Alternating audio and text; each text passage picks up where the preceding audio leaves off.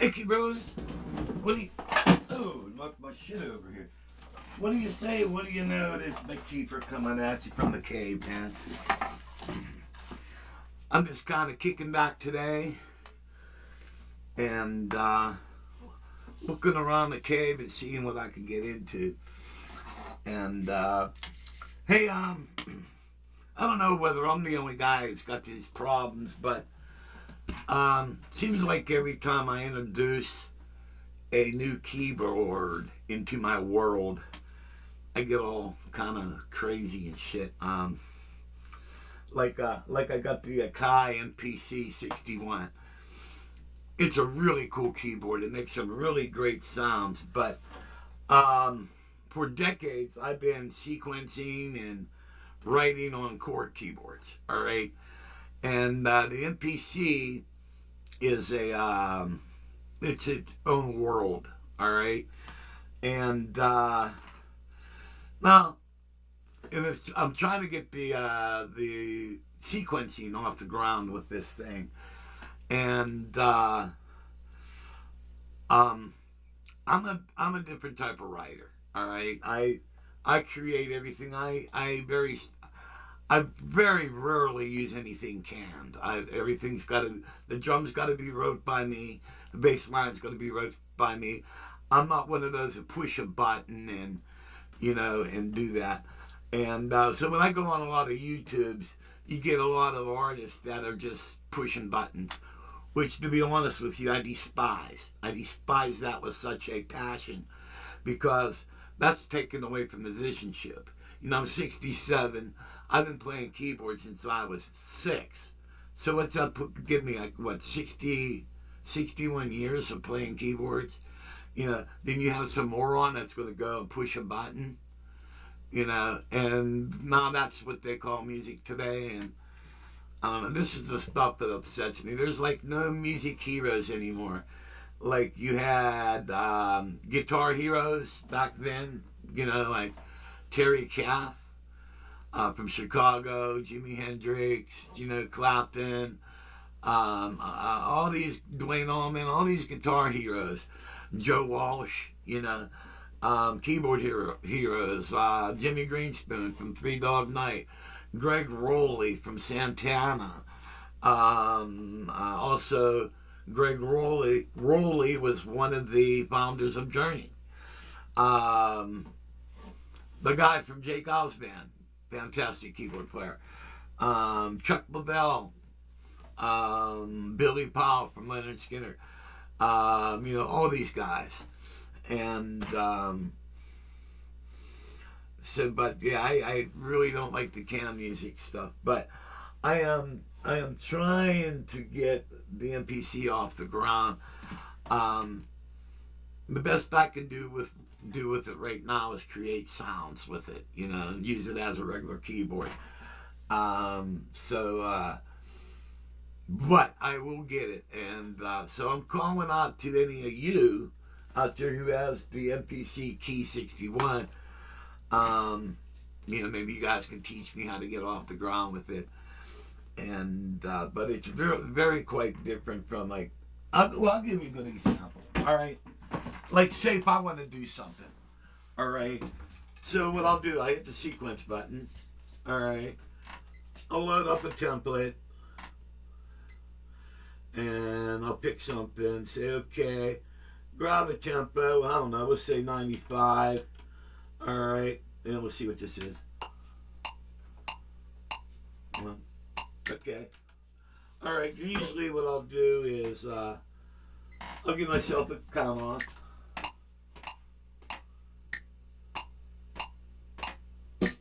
Oh, wait a minute. There it is. Sorry about that.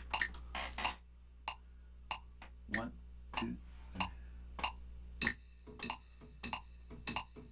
and that's how I usually start out a sequence. So, give myself a little volume up there.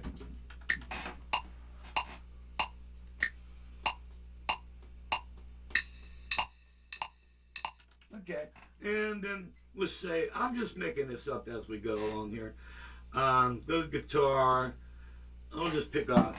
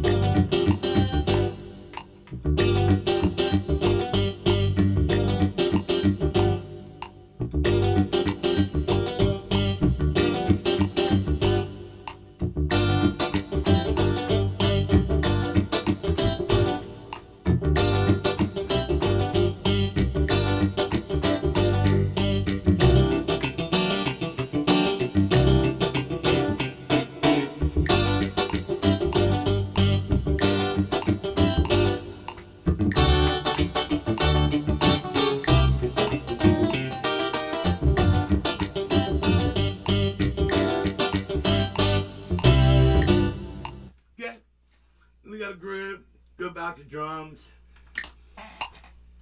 I'll just do bass and snare.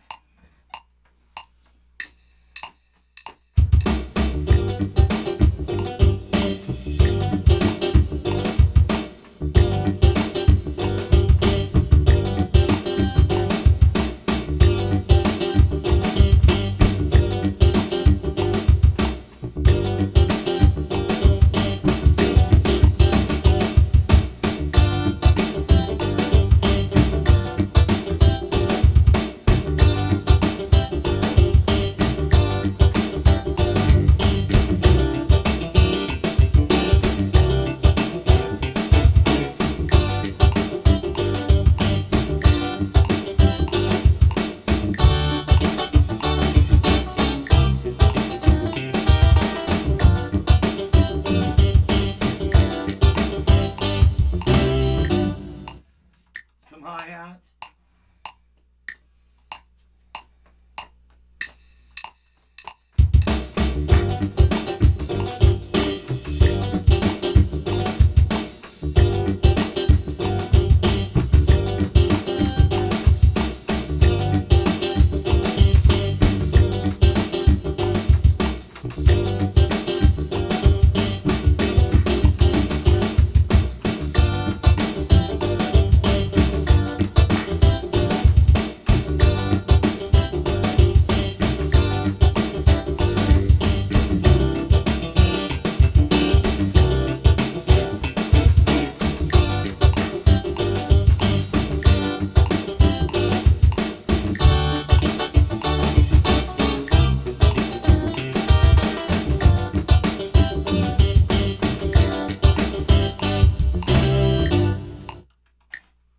Some percussion.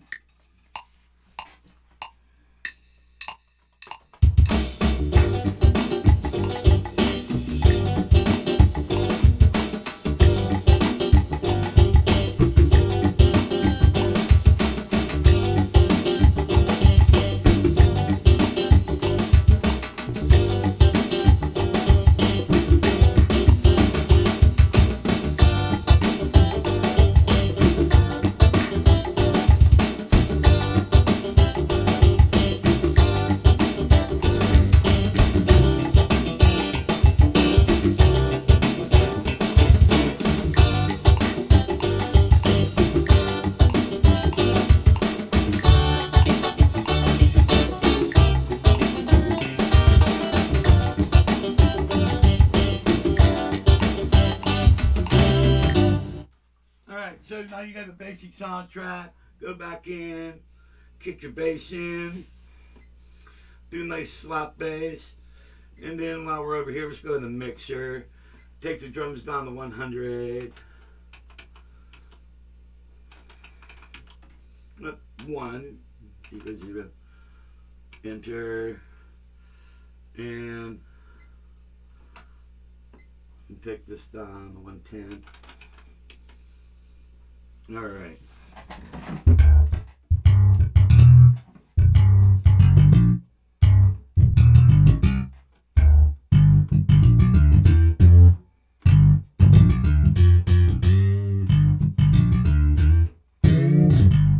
All right, let's figure some bass line.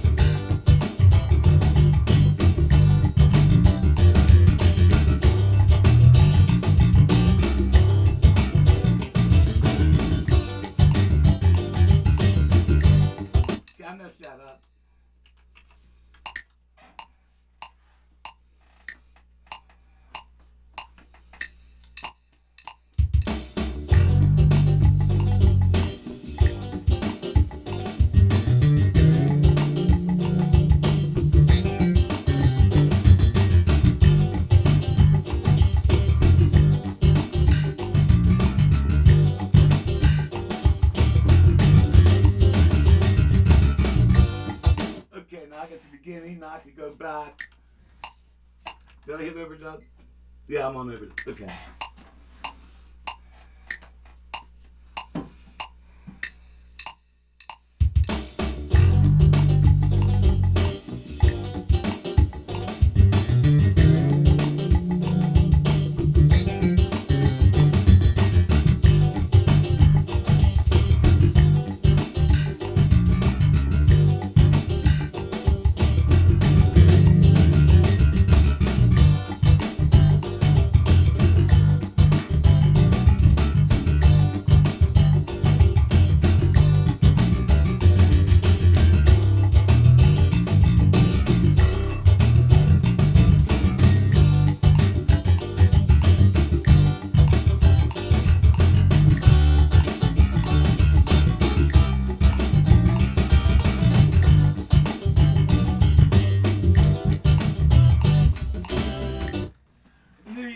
Now you're ready to jam, okay?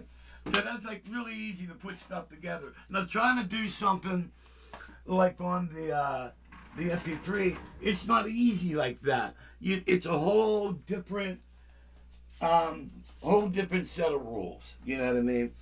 So it's the stuff like this that makes me crazy. You know what I mean? And I don't know whether this will work or not. That's 95.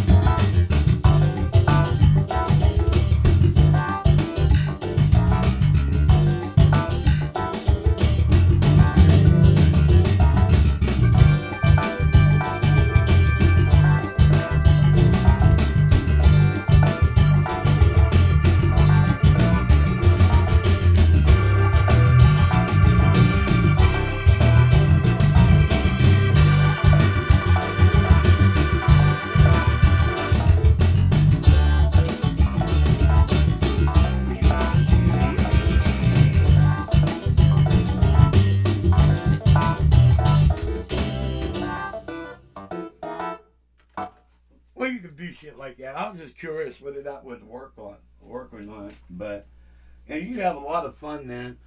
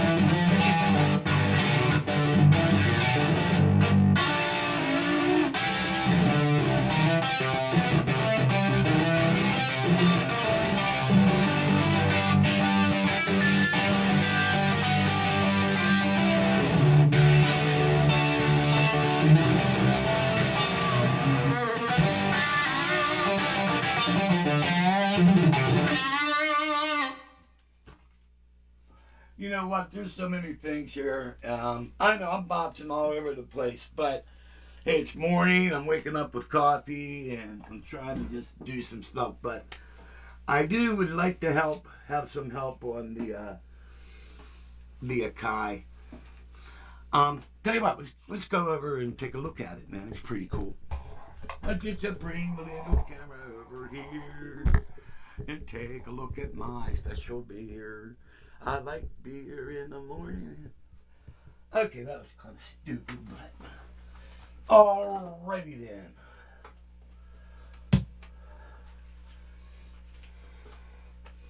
Yeah, it's got some really cool stuff, man.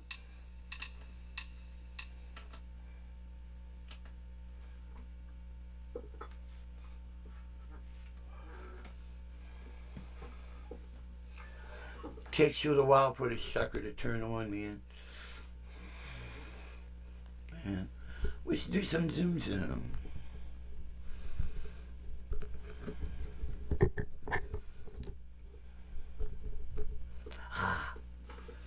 All right. Well, the first thing, I don't know. Okay. Well, here, we're gonna try to make a sequence. All right.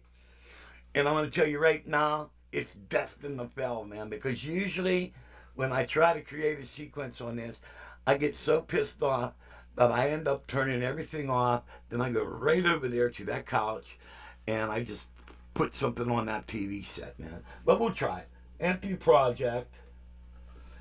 And maybe I'll have some luck since the camera's on. All right, so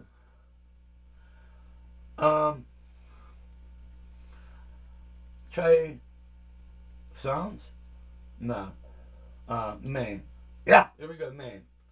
All right, so we're gonna go.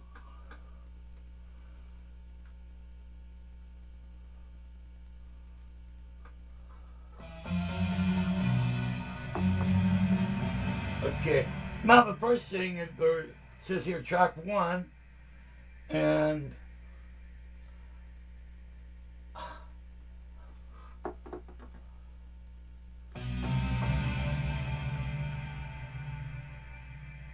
I don't know whether this will do anything. Go to sounds, drums, multi.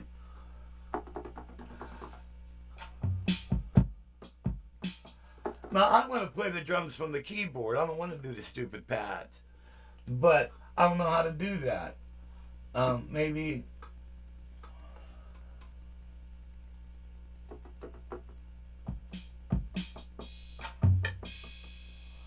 See, it's not going to let me do it.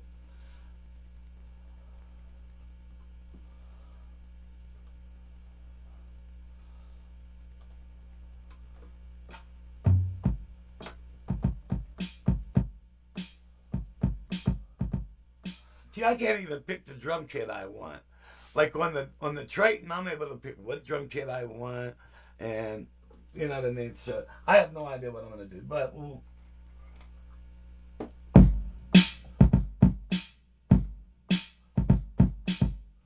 I don't know.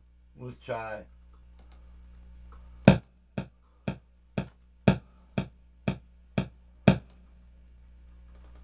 All right.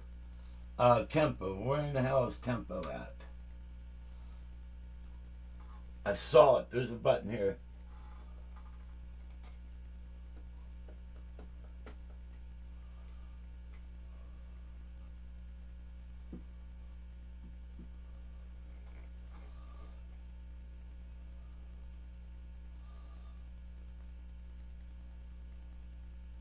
Let's try that.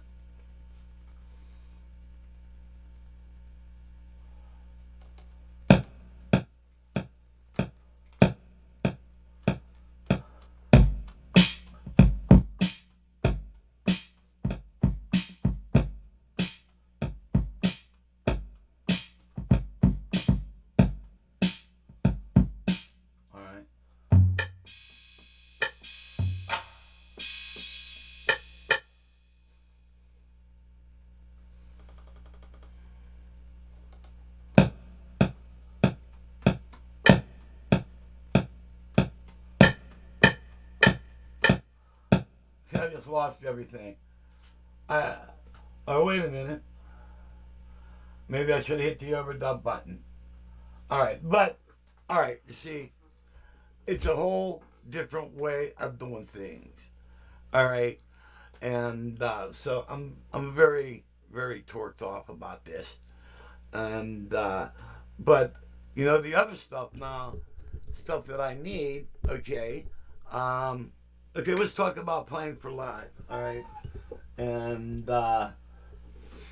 so as of right now, just by trying to sequence on it, and this is not the first time I've tried the sequence on this, probably 5 or 6 other times, and I come up with just total fails. But um, so since I'm alone and I got nobody helping me on this crap, um, my mind wants to say, okay, well, this has great sounds in it. I could use this as I could use this to play live sounds and whatever, and then I could sequence actually on my Triton or my Chrome EX, all right, and export out of those keyboards and play the sounds on this keyboards.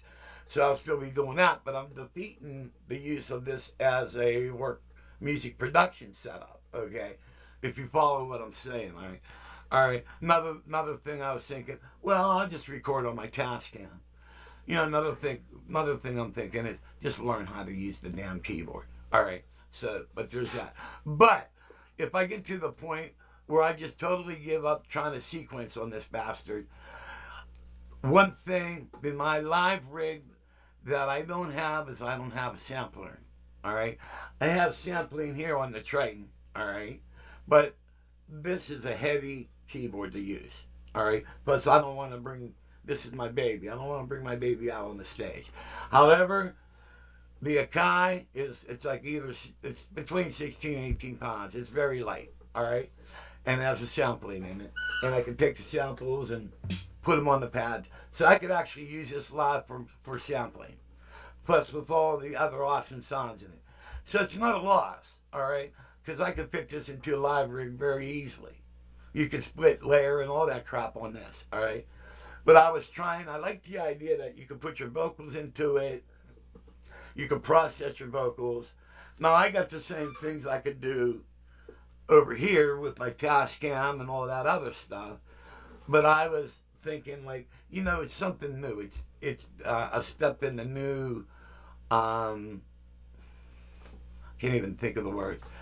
Modern. It's what the modern people are doing. All right, where I'm old school and I'm sequencing on a 20-year-old keyboard and but I'm using that age because I sequence on the Cronis and the Chromes.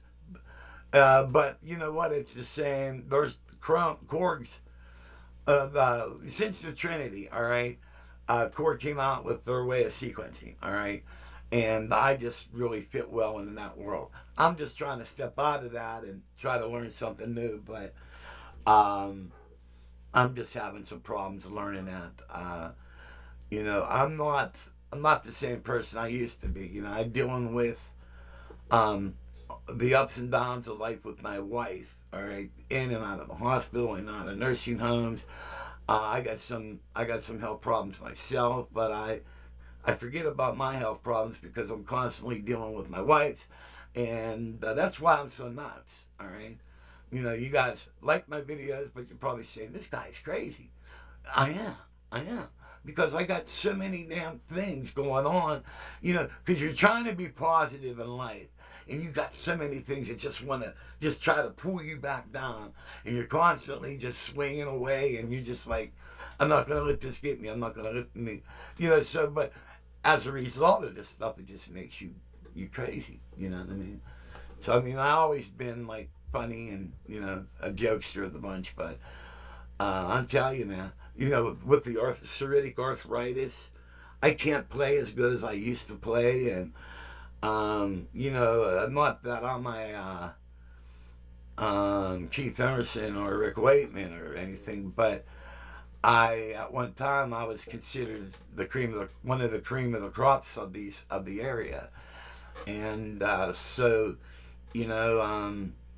there's that struggle to be relevant in some way, and I'm still trying to be relevant.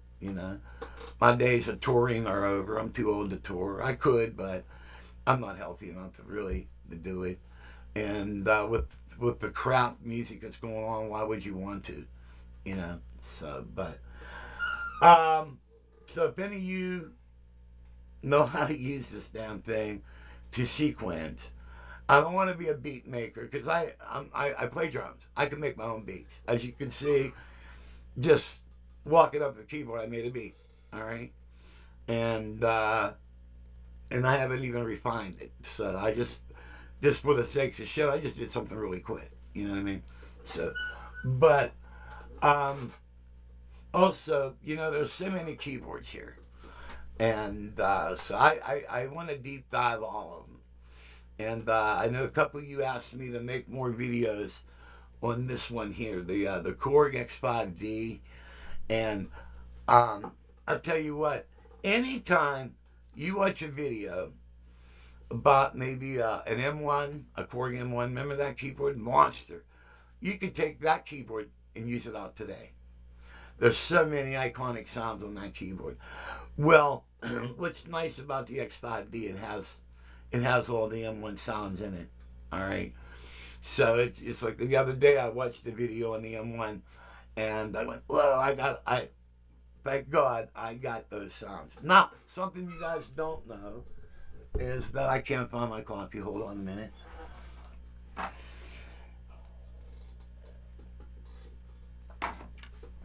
I'm on diabetes medication. Makes your mouth real dry. Okay.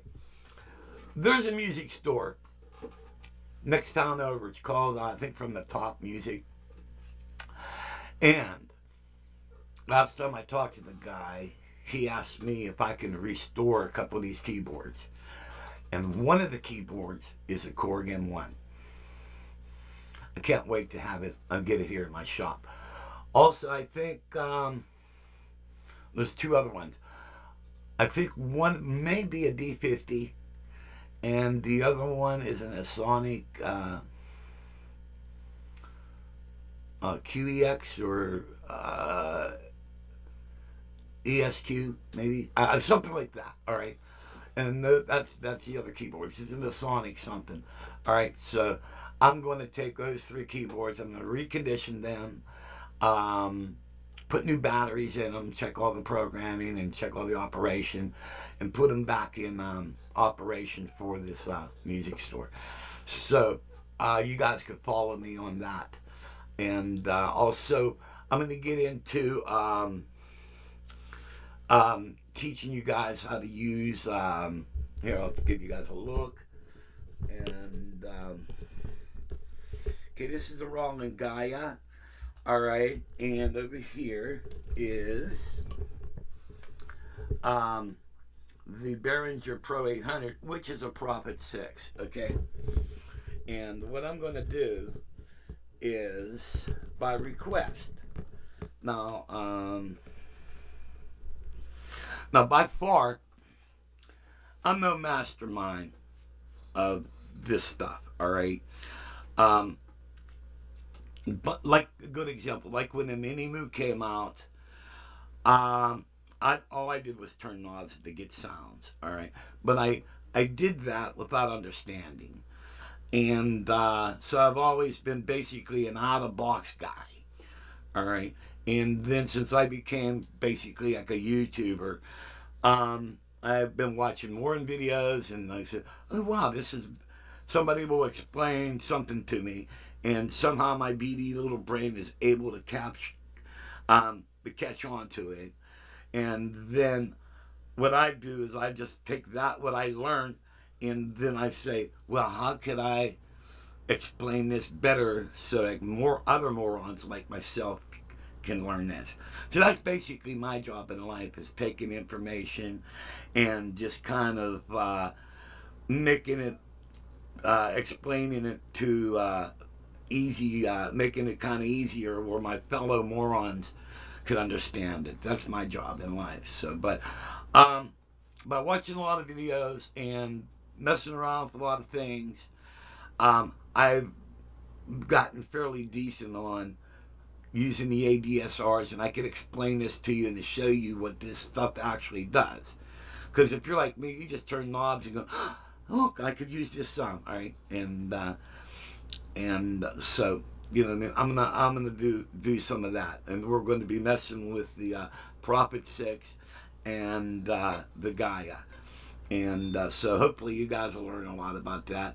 We're also going to do more deep diving into the VR09, and then I'm going to do a feature on the Chrome EX. And if you guys are into the Tritons and into the Cronises, you're going to love this keyboard, because to me, I think a Cronis and a Triton, these are boards you kind of leave home unless you're doing like a major tour. And you know, then you could bring them out then, but you know, just rock and roll tours, you know, basically equipment has a tendency to get beat up a little bit, and that's where the Chrome EXs and stuff like that, they fit real well into the performance market.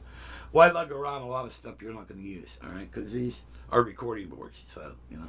But the Chromes, no, you know what, they don't even make them anymore, you know. First they quit making the Cronis, so you can still get the baby Cronis in the Chrome, all right, the Chrome EX. Now they quit making that. They're trying to push off the Nautilus on you. We do not like the Nautilus. Why? No controls. You know, oh, Nautilus got a C3 engine on it and all this other crap.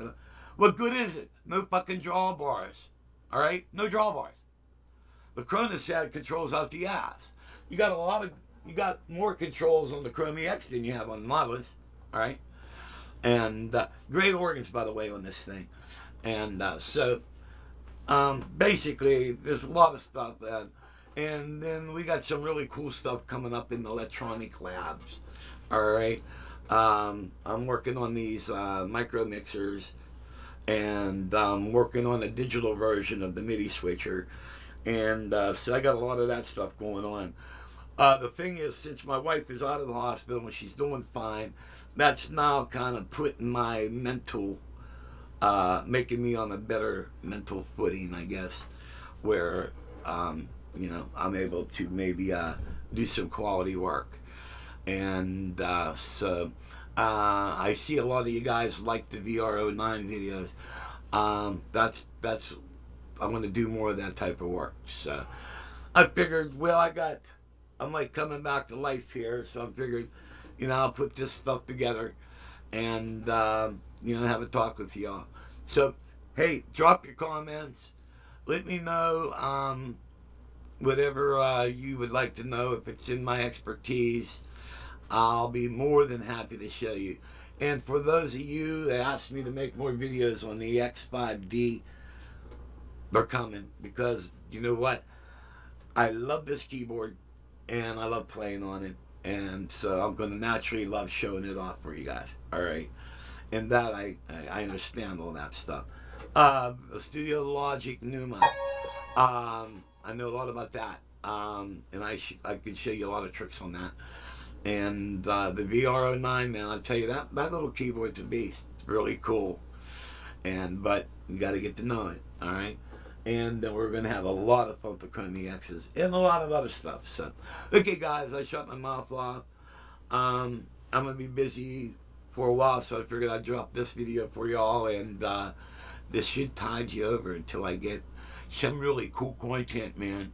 And I don't want to leave you with yada, yada, yada, blah, blah, blah, and stupid face. Okay, guys, God bless, and see you when I see you.